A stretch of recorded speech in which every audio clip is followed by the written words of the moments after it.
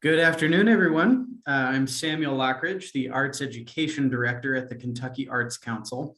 And one of my duties is managing our Teaching Artist Directory, and that is our adjudicated roster of professional teaching artists who conduct residencies in schools and organizations around the state. And there are dozens of talented artists on the directory, and unfortunately, we don't have enough time to showcase all of them, but today we're going to have a small sampling to give you an idea of who's out there and available to work with your school or organization through our Teaching Art Together grant. And you can find more information about that grant opportunity on our website. So today we're going to meet Kentucky Arts Council teaching artists Yanni Vozos, Clara Harris, Shuling Pfister, and Mitch Barrett. So without further ado, I would like to hand it off to Yanni Vozos. Take it away, Yanni. Thanks so much, Samuel. And I just want to say thank you to the Kentucky Arts Council and Samuel for putting this together and for inviting me to participate. It's really an honor to be here with you all and other great artists. Um, so, what I'm going to do, I have a few minutes of your time here. I'm going to just tell you a little bit about myself and who I am, where I come from, and what I do, what my art form is, and then my experience as a teaching artist and working with students throughout the state of Kentucky. And so yes, I am Yanni Vozos, um, and I am originally from Lee County, Kentucky. I was born in Lee County, but grew up in Estill and Madison County, Kentucky. As you might notice from my name, I am half Greek. Yanni is basically the translation of John in the Greek language. So there's a lot of Yannis running around in Greece, not so many running around in Kentucky, but Yanni's kind of like Johnny. So, um, but like I said, I grew up in Eastern Kentucky, mainly Estill and Madison County, and I grew up very close to the land. We had a farm at the end of the road up a holler in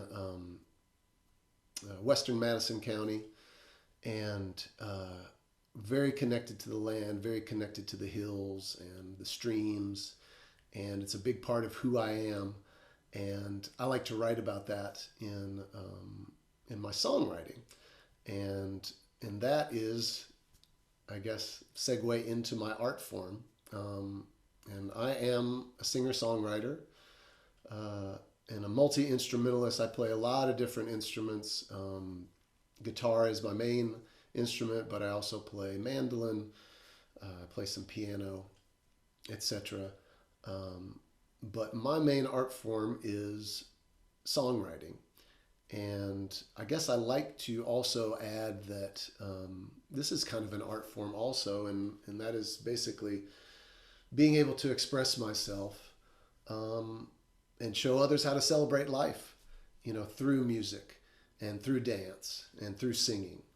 Um, this is a big part of who I am, and I love sharing that with students, obviously in the schools, and then through my performance in various ways too. And in general, I just love to teach about music. I love to teach about songwriting and self-expression, and I love to encourage others to do those things as well. Um, it's been a lifelong process of learning for me to get where I am today, and I love to share the stories and the lessons that I've learned, especially with students, because it certainly inspires them. Um, in general, my songwriting I would categorize as um, music that inspires, music that uplifts, and music that brings people together, and especially to rejoice and to dance and to sing. And music's such a powerful, magical thing, and I really truly believe that you can change the world through music, and that's how I approach my art form. Um, and so, just to give you a little more background about me, and how I've developed my art form and kind of where I've come from. Like I said, I grew up in Eastern Kentucky, mainly Estill and Madison counties. When I was 15 years old, I started playing the guitar. Uh, I was I was completely in love with basketball, and that was my life. And then when I was 15 years old, I didn't make the basketball team. So uh, I was really into music, and I decided, well, let me just do this. Let me try this out. And it was hard. It was very hard at the beginning. I remember trying to learn the acoustic guitar on my father's old beat up um, Aria guitar, and I about cut my fingers open trying to push those strings down, and it was really difficult. So we were able to get an electric guitar, and things got easier. And basically, I learned a lot of old rock and roll songs, Led Zeppelin and Jimi Hendrix and Carlos Santana and the Allman Brothers, things like that. And I was just eat up with the music, and wanted to learn everything I could. I'd practice for 6 hours a day, just basically get home from school and then go until dinner time, and then after dinner until bedtime. I was just completely eat up with it, and so I did that for I guess my teenage years, and I loved all the different styles of music that I was hearing. My parents were into a lot of R&B and what you would kind of call classic rock, but then I also got into blues and some bluegrass and jazz. And like I said, I just couldn't get enough of music. And then I decided to move away to go to college, and with the intention of continuing my music there. But other things happened in college. I got introduced to a lot of different things, and I got a chance to travel and study abroad. And I studied in London for a semester. I studied on a ship that went around the world for a semester, and I got exposed to a lot of different things there, and kind of put music on the back burner. After college, I was a Peace Corps volunteer in Honduras and Central America, and that's where I learned Spanish and really adopted this love for Latin music, and that was really great. And so I spent some time away from Kentucky, and then after the Peace Corps, when I came back, I just realized how much I truly love Kentucky, love the land, and it is a big part of who I am.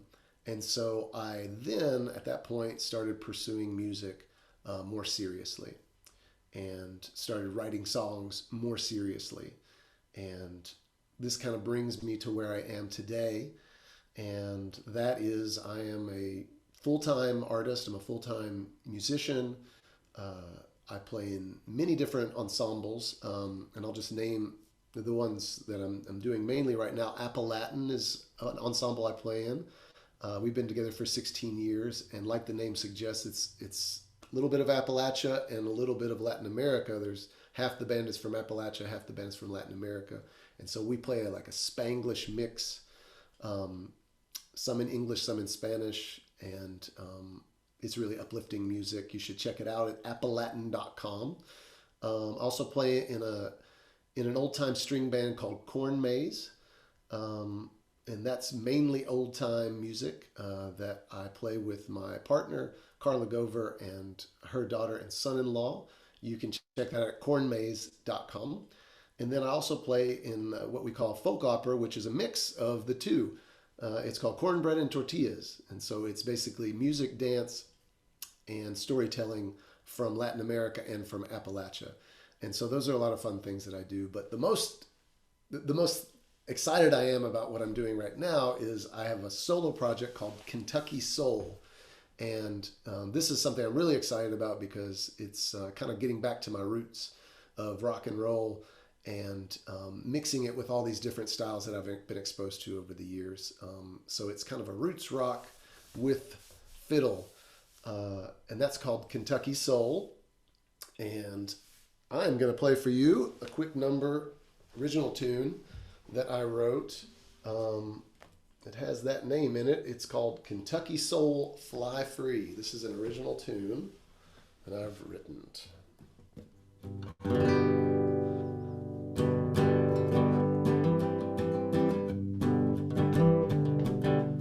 I was a child, well, I I walked these hills, drank from the streams, and heard the whippoorwills. And I ran through the fields just as fast as I could, through rocks in the creek of the piney woods. I climbed up on the mountain, the sky was clear as could be, and let my Kentucky soul fly free, fly free, fly free, down from the Green River to the Big Sandy, up in the mountain holler, down to the big city. I'm gonna let my Kentucky soul fly free. Now that I'm a man, I live in a big city. It's a crazy life, but it don't bother me, 'cause deep down inside, I'm still a country boy. You know I gotta get back to where I come from, down by the river is where I wanna be, to let my Kentucky soul fly free, fly free, fly free, down from the Green River to the Big Sandy, up in the mountain holler, down to the big city. Gonna let my Kentucky soul fly free. We're gonna let my Kentucky soul fly free. We're gonna let my Kentucky soul fly free.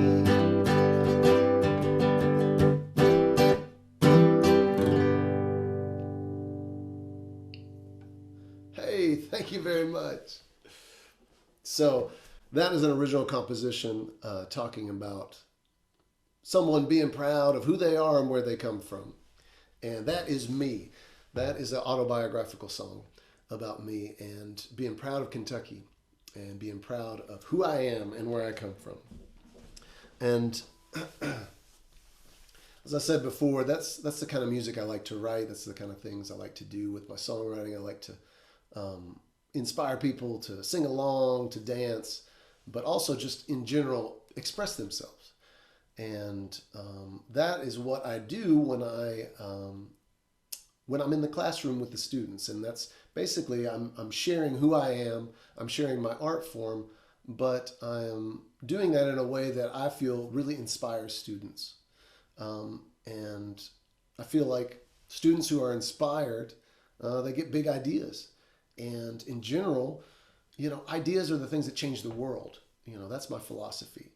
And so that's what I'm really trying to do when I get into the classroom with the students, is get them thinking, get their wheels turning, get their juices flowing, trying to inspire them and show them these techniques that I have developed over the years in my songwriting that allow me to express myself in the best ways. And then allow me to convey the messages that I want to send out into the world. And that's really what I'm all about as far as education and teaching the students, especially with regard to songwriting. That's a big part of what I do. I've done that in schools in Louisville, Kentucky, and also we did that in an Upward Bound project a couple years back. And it was really great, and we were able to come up with original compositions that the students put together themselves, kind of with my direction and my help. And so I guess in short, I'd also like to add that I do a lot of different things, or I can do a lot of different things in the classroom, some of which are related to the Spanish language. I am fluent in Spanish, and so I can sing songs in Spanish. And I can help in Spanish classes. I've also composed songs in Spanish, which is a lot of fun. Also teach about culture, teach about Appalachian culture, and some about Latin culture, the things that I've learned over the years. And then dance. That's something that I really enjoy doing in my personal life, but I also love to teach students about dances. And, you know, I know a few Greek dances that I have showed to students over the years, and Latin dances, specifically merengue and cumbia and salsa. That's always a lot of fun to share with the students and get people up dancing. And then also I've learned several different Appalachian play party dances over the years. And so it's really given me the opportunity to share that with the students. And it's just a lot of fun in general. And as I was saying before, I'm just trying to inspire the students. I'm trying to share myself with the students and how I express myself and what has worked for me, and the lessons that I've learned over the years. But I'm just really trying to inspire the students to express themselves and share who they are. So I believe my time is up. So I do want to thank the Kentucky Arts Council and Samuel Lockridge for putting this together so much. And I invite Samuel to come back and introduce the next guest. Thank you, guys. Thank you so much, Yanni. That was fantastic. And now we'll hand it over to Clara Harris. Hello.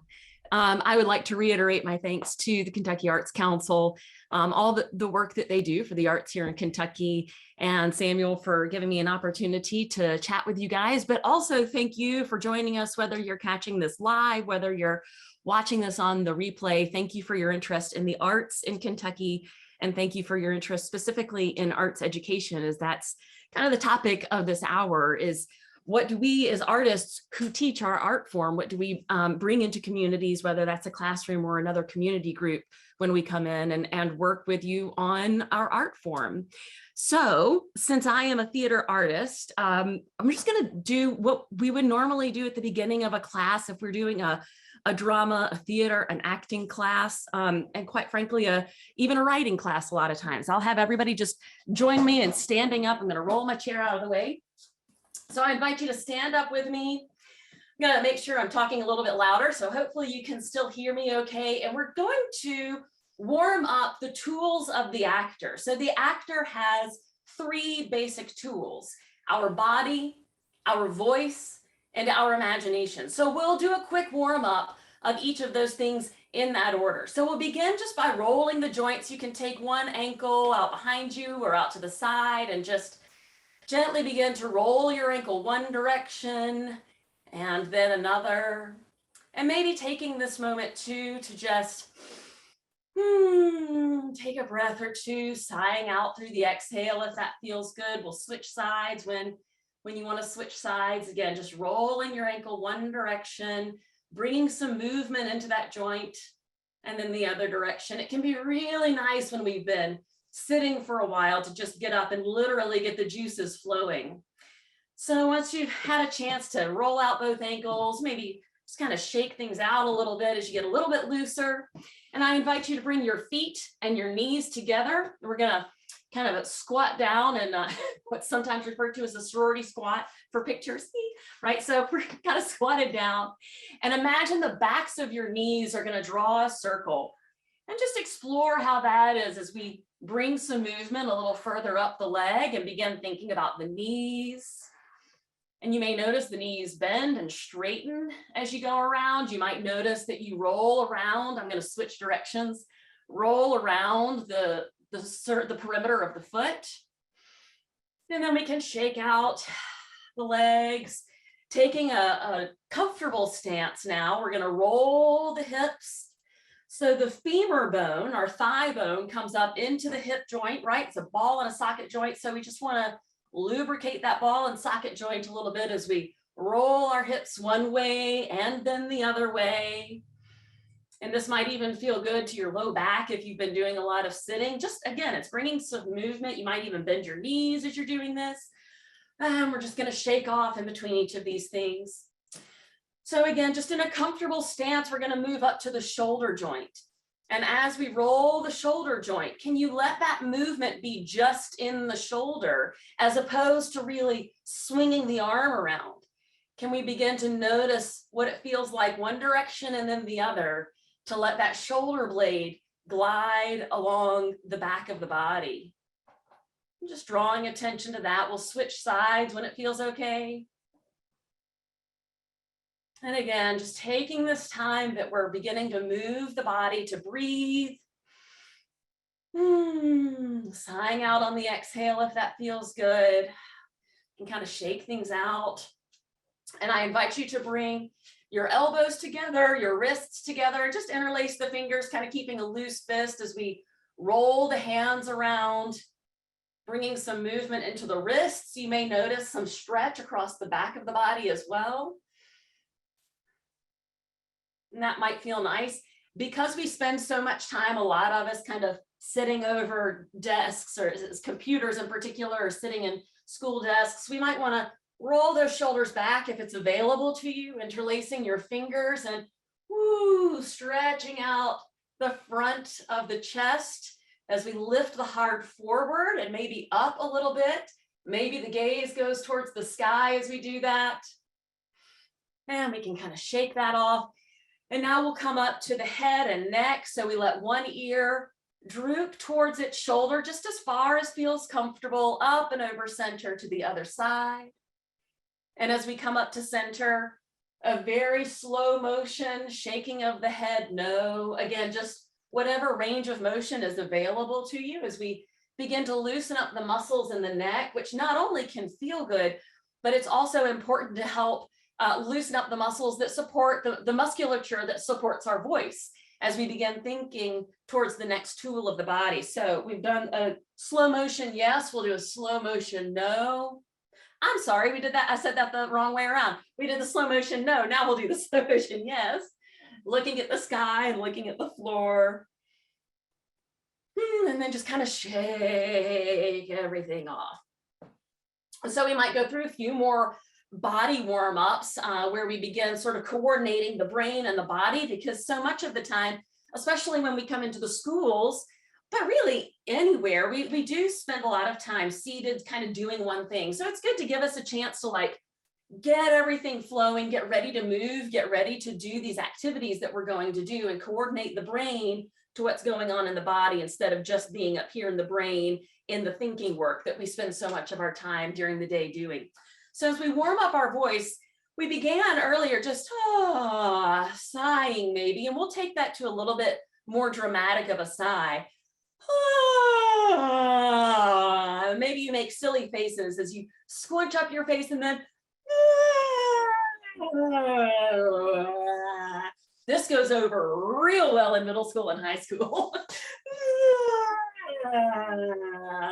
So let's turn that into a siren sound.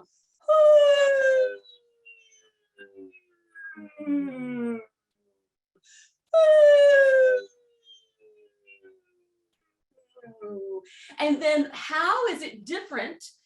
How's the experience different if instead of, and you may not have been doing this motion, which is fine. I didn't invite you to do that. You're welcome to do it, certainly. Maybe you didn't join me in that.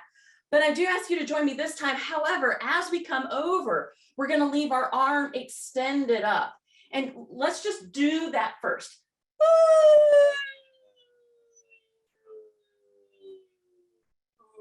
So we continue to do the siren sound, but we're leaving the hand up here. So as we do that, you may notice your eyes naturally want to shoot out the direction that your hand is pointing. And it also it's a kinesthetic reminder, right? A body reminder, as well as a visual reminder to keep the energy of our voice lifted. Because when we're speaking, whether that is doing a classroom presentation, I have a high schooler, my son is a freshman in high school here in Louisville, and he has to do classroom presentations, it seems like at least one a week. So whether that's a classroom presentation just within a classroom setting, whether it's a virtual presentation, or whether you're performing to a large theater, we need to think about vocal energy. So we'll do that siren one more time as we think about keeping the energy lifted and sending it out to somewhere away from us.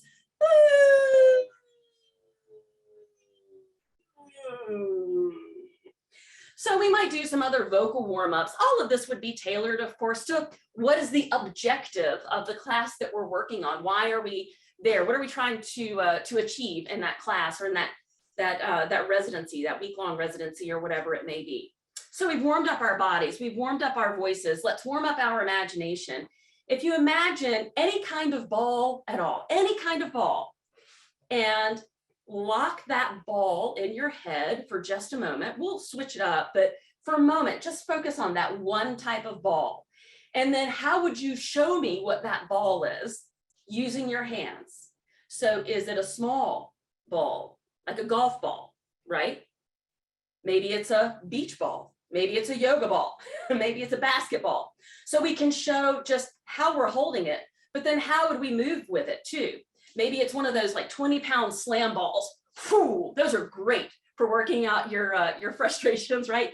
Those big things, you pick it up and whew, right? Or maybe it's a tennis ball that you're throwing against the wall, right? So what are some ways that we can use our body to show this thing that we have in our imagination? So show me one ball. Again, maybe it's fragile, maybe it's bouncy, whatever it is. How would you move with it? What does it look like? What color is it? How does it feel in your hand? And then change, what a different kind of ball altogether.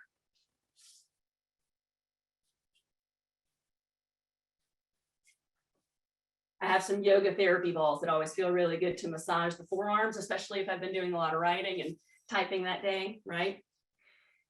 Then maybe let's do one more ball that you haven't tried yet.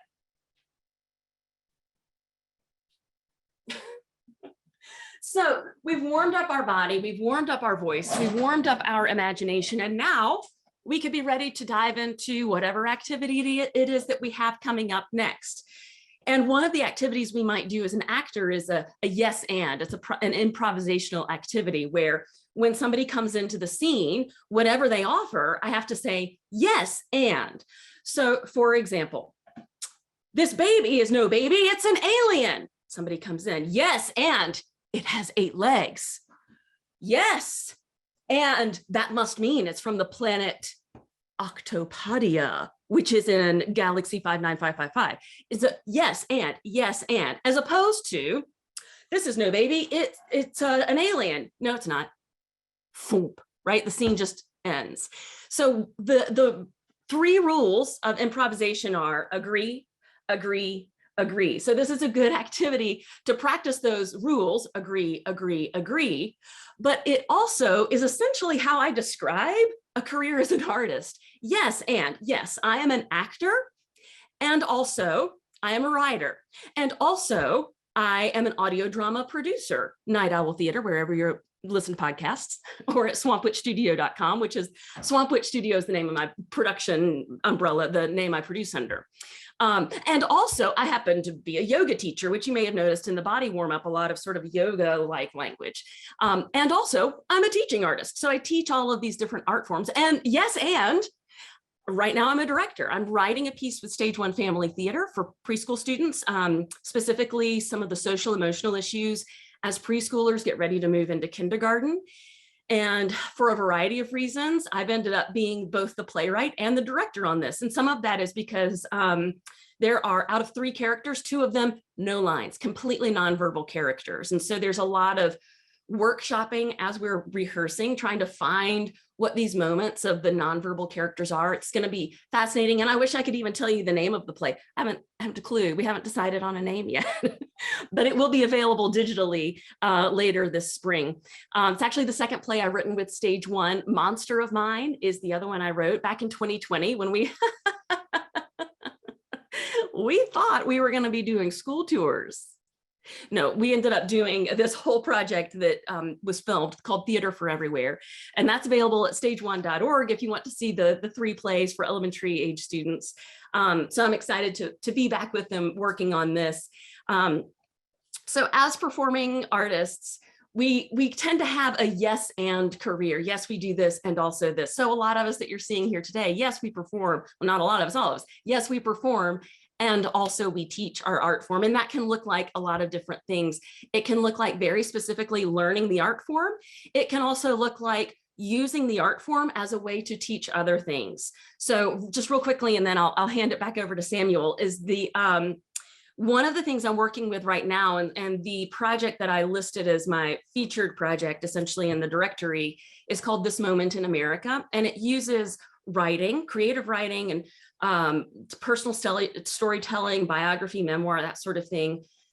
And then we take that and how do we turn those stories into something that is dramatic, because we're going to share those in a monologue. So we're writing a personal narrative as a monologue.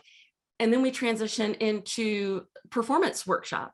So there's writing, there's performance, and just a lot of kind of connecting and building empathy. So you have, not only are we learning the art form, but we're also connecting with the things that they're learning in various aspects of their schoolwork, but then we're also connecting with that social emotional learning, which the arts are so wonderful at connecting with. Sometimes really even better than we can explain, is just to be able to experience it ourselves. So once again, I want to thank you for joining us. Thank you to the Kentucky Arts Council for doing this. You can find out more information about me at swampwitchstudio.com, or again, check out Monster of Mine and the soon to be titled future play later this spring at stageone.org. Thank you so much. Yes, thank you so much, Clara. And next up, I'm happy to introduce Shuling Pfister. Hello, my name is Shuling Pfister, and first of all, thank you, Arts Council and Samuel, for inviting me to at least to do a little bit of showcase. I'm a teaching artist with the Kentucky Arts Council for the over at least a decade. I have been many schools, private school or public school for the artists in residency. Mainly my dance form is Chinese dance. My art form is Chinese dance. I utilize lots of props and costumes to present mainly Chinese, those cultural background. I could represent the cultural background. I have been dancing since I was young, and then after I moved to here, I never stopped dance anyway. If I went to like a medical school, college, and do anything since, but the arts form, dance is always my passion. I have to have it. I counted that's my vacation, somewhere except when you have stress. So when I came to the United States, I also traveled back to China for my dance training, development too. And what my dance is, well, I'm going to just go straight to see what my dance form look like. I'm sure lots of people know that already, but normally how I work with kids, I would like to present a pre-recorded dance video, try to get some idea. Then I will talk to more how I do those residents to teach students. From there, I'm going to introduce more. And Samuel, please.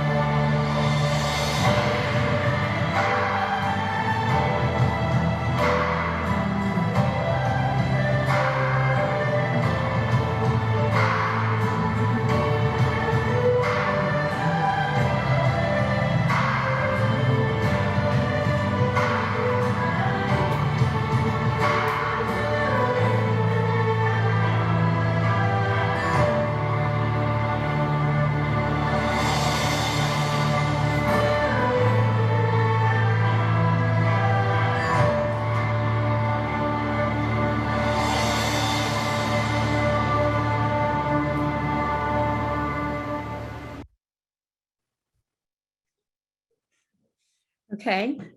And this first dance, that's what I taught, the dance I taught at Fayette County Public School, Dixie Elementary School. Students, all those girls, they will study Chinese language, and they're so into Chinese arts. That's why how we created this dance for them. And then this is Chinese dance. We call it. We utilize those fans. Actually, it's you can tell. I mean, dance is really just like a musical. Dance is such a powerful tool and then universal language. And so those dance movement that you can see, it's not only Chinese dance. Actually, it's incorporated lots of some like a Western kind of ish, just all kids movement. And so that's we call that the Chinese children's modern dance. And it's from Chinese Han folk groups, the majority groups. And what we do in this dance, we try to see this famous, what the girls that learned that language, the poem, Chinese poem called Spring Down. So that's a very famous Chinese poem from a long time ago. What he's mainly just about how like enjoying this springtime. So the fan and the other props, normally those props, they represent a mood, and they try to like mimic some like flowers, wave, or could it be just bring a mood like a happiness and joy to your life. So the good thing is, I even heard the teacher said that sometimes students that love dance so much, and then some more like students, they're really not very focused on, but because they love to dance, that really helped them calm down. They're just looking forward to dance every day. And I feel so happy to hear that feedback. To this one, whenever I started the dance, and for the project, for the first day, I always do a little bit of demo dance.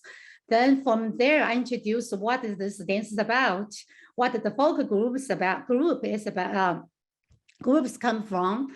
And China has 56 ethnic group. Just like United States, we have so many different, we're very diversified country. So it's good, I mean, because we all, each ethnic group has its own culture, and then just dance on the arts. And so people learn how to live together and then respect it together, appreciate each other's culture. I very strongly believe that can create a better community and the country. So during the dance, I also encourage students to create their own movement from what they learned. It's amazing. Pretty much they wanted to do everything with their own movement based on what they learned. They're so smart. So I really like that idea. So they're not just only to do what I told them. They are actually from there, they create it further. So go through it further. And then whenever end of this, some end of the teaching, the project, students always do the dance. And then with the one I taught, the choreography with the part I taught them, and then with their own creation, so put it together, then have a beautiful performance. And then also they also wear those beautiful costumes, because each costume has each group, ethnic group, has cultural elements in. That bring a lot to the whole dance, the whole package. And then amazingly, each student can tell you exactly this dance, what it's about, and then why they do this one. You know, sometimes like a folk dance one, your body like a weight is always be more like grounded. Why they do this? Like a Tibetan, people live in the high altitude. They need more oxygen. Mainly one of their daily life, they need to make their body just more like a down, like group down. So they're not like a ballet that goes all the way higher. They're more like go there. So those steps go into this way. And then that will help you do your more efficiently to do your work, like a field work and then your everything. I just so the dance is very mimic their life too. Like a Mongolian dance, I mean, they're pretty much like Kentucky here. They're very big. They have for those grassland. They have lots of horse. So our dance, the one I told them always incorporate with those horse ride movement, the horse riding, just like doing this one horse doing. So when the rider sit on the horse, your body kind of like shaking like this one. So you hold the string and doing all those. So I really enjoy the teacher, and the students seems very enjoying trying to involve those two. And I believe those arts really can bring the everybody together, and the students that can learn since they're young, and then they know the word better. So that help their stay more focused, and they appreciate the all different culture and appreciate each other too. That's pretty much anything else. What I mainly my genre, just like Chinese dance, how I teach students. And the little one, I demoed a little bit of the yellow dance, yellow fan dance. I actually just did it twice. I did it once, and the second time I just recording it. What I did is try to test the possibility with the fan. I don't have anything else. Try to do something, see how I create some steps in, because I was encouraging students to do it. And for my dance, like those one I do in those, I don't never see people use those are too big a fan to do it. Normally it's one dance. Actually, I was doing handkerchief dance, like Chinese, those handkerchief dance. We're doing this lot of swelling. So the first moment when I do it, I was doing the 8. Like when you write the number 8, the first circle is front, the second circle is behind, then around the top a circle. So I pretty much make 3 circles. When I teach students, that's so easy for them. Oh, circle there, number 8, circle, first circle, second circle, then third circle, put it together. And then I think that's fun. And I was just do those silly things. I was trying to test myself, how I can be a creative. Okay, well, thank you again. Thank you so much. Thank you so much, everybody, for joining this meeting. And thank you, Arts Council. Thank you, Samuel. Back to you. Yes, thank you so much, Shuling. And finally, this afternoon, we have Mitch Barrett. Mitch, take it away. Can you hear me? Yes, we can. Oh, great. Can you see me? Yes, we can. I'm so sorry. No, Welcome you're to my great. porch. I'm going to start with a song.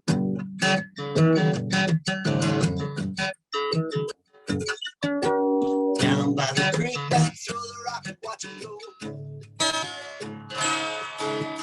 Friend came down with something to tell me I just had to know. Tried it again for the very first time, talked away the afternoon. Funny how the world seems to change in the afternoon. Daddy always drove a Studebaker car. He kept us always on the move. Didn't really take us very far. People always stand by my back to say, back to car. Small things, when you grow up, things that make you what you are. Small things, when you grow up, things that make you what you are. Hi, my name is Mitch Barrett. I've been with the Kentucky Arts Council for many, many years. I'm a singer, songwriter, storyteller, and arts educator. We've all had some rough couple of years. I had some medical problems on top of all that, but I'm doing good now. I'm looking forward to coming back to schools. And I come into schools, and that could be the little ones all the way up to the big ones. I work in colleges, and I also work in institutions helping folks recover from alcohol and drug abuse and physical and sexual abuse. I use songwriting as a tool. I have a program I call Story to Song that works for the little ones as well as the big ones. And what I do is I start out by in my residency, I'll do basic storytelling techniques, which I like to say are communication skills, and which is really good for the younger ones all the way up to, I don't have a favorite group, but well, maybe I do, fifth, sixth, and seventh, but I don't know. I like them all. But anyway, the communication skills, I think storytelling skills are very important. And we spend the first couple of days, I'll do some traditional storytelling. I love telling old mountain tales, jack tales, and grandfather tales. But then I move into sharing their stories, and I send them home. I love real stories. So I send them home to get information from their parents and grandparents and aunties and uncles. And then we put that in story form. And then when they tell their story that I send them home to collect, that's when I point out these communication skills. And we do it in a real, we create that safe space in the first 2 days, and everybody feels comfortable and nobody's doing anything wrong. You can't do it wrong. You're telling a story. I ain't lying. I'm telling you a story. That's my grandfather's saying, but I love it. And what we do is we set up the storytelling, and we learn some basic storytelling skills. And then we talk about some topics that are important to them. And sometimes I will, I'll feed into that, like the song I'm getting ready to do for you. I was in Wolfe County working with sixth graders, and it was during the Gulf oil spill, and it was all over the news. And of course, we've all heard that the kids just listen to too much radio and TV, but they didn't know anything about this. So I guess they're all on Nintendos and stuff now. But anyway, we talked about it, and then they did hear about it that night, I'm supposed, from their families in the news, and came in the next day, and we put together the song. This is just an example of the song I wrote with sixth graders. I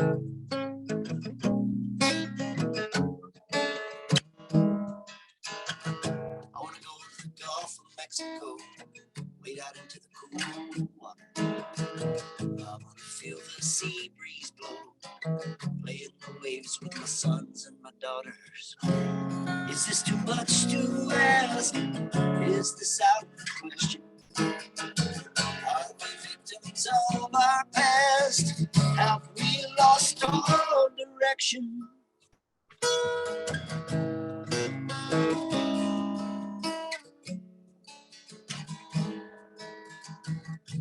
want to see the bayou, take a boat out on the Lake Pontchartrain. I want to smell gumbo and jambalaya, hear the Cajun and the Zydeco play. Is this too much to ask? Is this out of the question? Are we victims of our past? Have we lost our connection?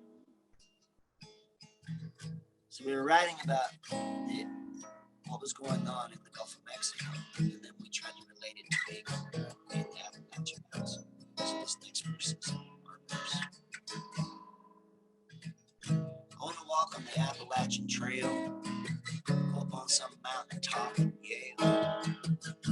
My children's great-grandchildren to have this blessing as well. Is this too much to ask? Is this out of the question? Are we victims of our past? Have we lost our direction? I want to hunt for morels and ginseng. I want to drink from a clear mountain spring. I want to sit in the shade of a tree, more than the stories that my grandmother told me. Is this too much to ask? It's the out of the question. Are we victims of our past? Have we lost our connection?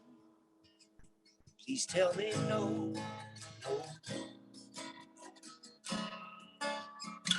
My grandma used to say, you don't get old being stupid. Stupid people get eaten by chickens when they're real little. So you go home, ask them what it was like when they were a kid. Listen to the stories. So that's a song that came out of that experience that was in the media and stuff. We don't always tackle heavy subjects.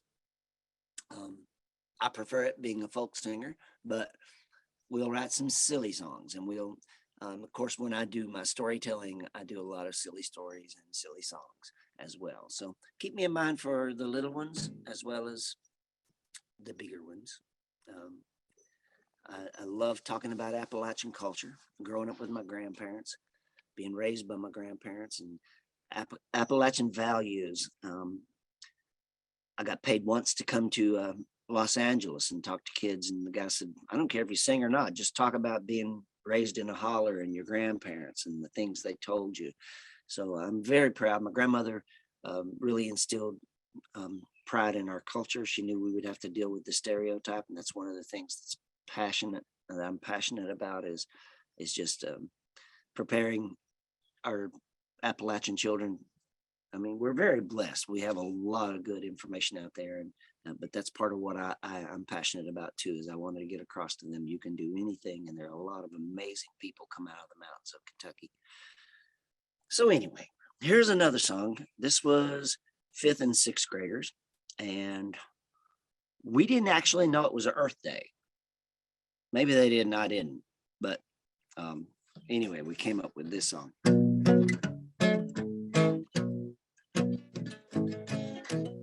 I'd like to say first, we wrote us. Usually, I'll use prompts for storytelling and songwriting. I'll send them home with a prompt. But this one was we wrote a song about their hometown, my little town. I'll use that a lot, and I've used it in a lot of schools. Some of y'all have seen me before, and we've come out with some wonderful songs that just talk about their observation of their town. But we finished that song, and we had one day left. And they was like, this songwriting thing is really hard. And I said, yeah, anything you do in life is, you got to apply yourself to get something out of it. And you can mess around with it, but if you really take it serious, you can come up with something good. And I said, y'all just throw some stuff at me. And so we were throwing out current events and just different sayings, and we came up with this. This was Wolf County. No, it wasn't. It was Stanton.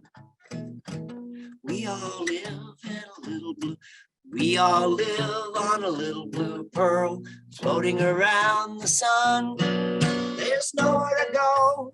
This is our world. This is the only one. We've looked all around the universe, trying to find a new world. It's all dark matter and real doesn't matter. We're all stardust at birth. Somebody send out an SOS. We need a guardian angel now. St. Peter stuck at the traffic light. Gabe, won't you blow your horn loud? Somebody call 911. We've fallen and we can't get up. Houston, we have a problem. I think the earth has had enough.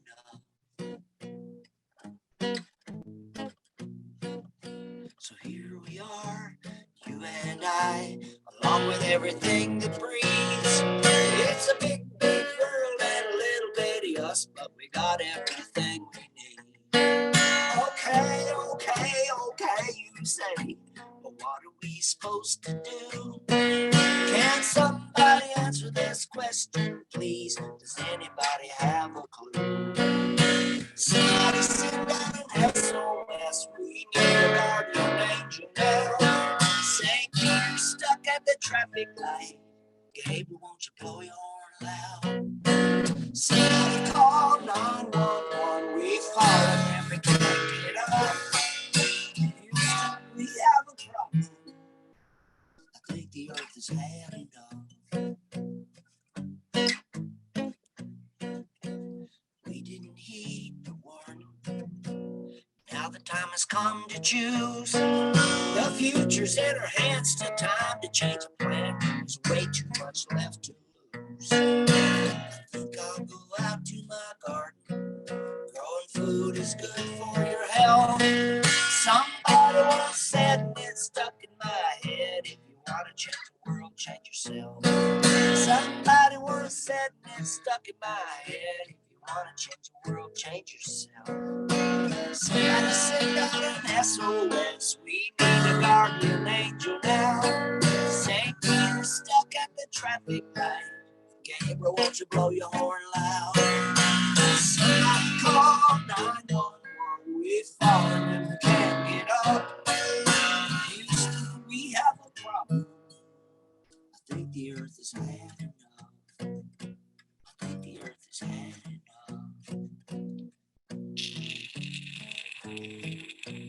Houston, we have a problem.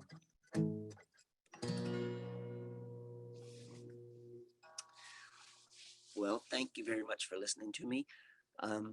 Like I say, I love doing the storytelling. I would love to come to your school and just entertain, but I love coming to a school and doing a residency and actually getting to know the children, creating a safe space so that we can all talk about what's going on in their world, and writing some stories and turning those stories into a what we do is we take all the stories. It may be about family, it may be about their hometown. We take their stories and their perspective, and then we turn that into a collective song that we all write together. And sometimes that will be 3 different classes will write a song by the end of the week. They've all worked on it, and they get really excited because they come in the next morning and they see what the class after them added to the song. It's a lot of fun, and the kids love it, and I love it too. I would love to come to your school. I don't know how much time I have, so I'm going to leave you with this song. This is another writing project that I did. Mitch, I'm actually afraid we'll have to leave it there if you don't mind. My partner Melody on it.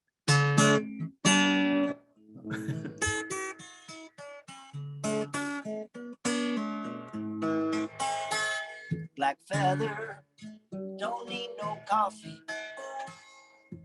Sit and watch the morning come. Black feather, ain't got no worries. You're the lucky one.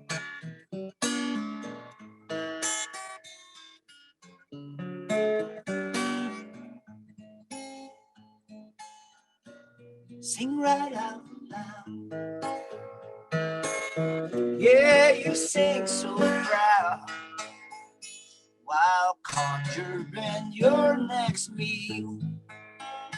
Oh, I wish I was a blackbird. That's how I feel.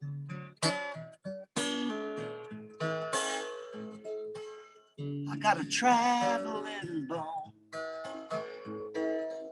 Where I hang my hat's my home. From song to song, I roam these hills, and I bet you that's exactly how that blackbird feels. I sing right out loud, yeah, I sing so proud, while conjuring my next meal. Oh, I wish I was a blackbird, that's how I feel.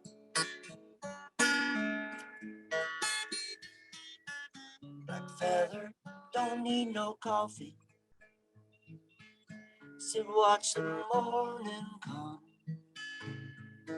Black feather, ain't got no worries. You're the lucky one, yeah, you're the lucky one.